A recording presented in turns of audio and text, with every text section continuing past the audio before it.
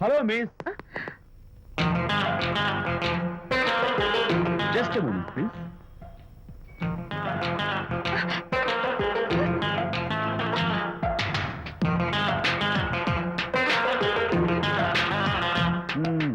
మీరు ఒక పురుగు. వాట్? పురుగా? You mean insect? మీరు ఒక పుస్తకాల పురుగు అంటున్నాను, రైట్? మీ కళ గురించి చెప్పండి. టెల్ మీ యువర్ డ్రీమ్స్ అని షిడ్నీ షెల్డన్ రాసిన పుస్తకం కోసం మీరు ఈ షాప్కి వచ్చారు. స్టాక్ లేదన్నారు. దాంతో మీరు డిసప్పాయింట్ అయ్యి వెళ్ళిపోతున్నారు, అవునా కదా?